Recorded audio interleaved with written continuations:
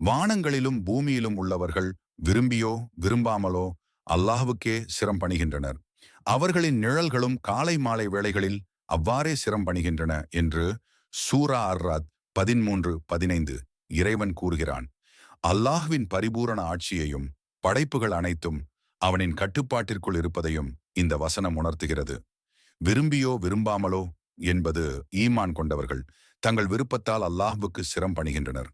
மேலும் நம்பிக்கையற்றவர்கள் கூட அல்லாஹ்வின் ஆணைகளுக்குள் தான் வாழ்கிறார்கள்.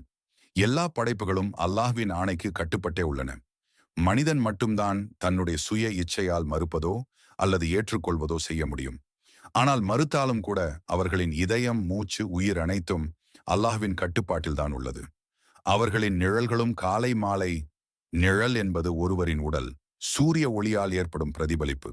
அது காலை நேரத்தில் நீளமாக மேற்கில் சாய்ந்து வணங்கும், மாலை நேரத்தில் கிழக்கில் சாய்ந்து வணங்கும். இது படைப்புகளின் இயல்பான பணிவு. அவையெல்லாம் அல்லாஹ்வின் கட்டுப்பாட்டிற்குள் உட்பட்டு நிகழ்கின்றன என்பதை குறிக்கிறது.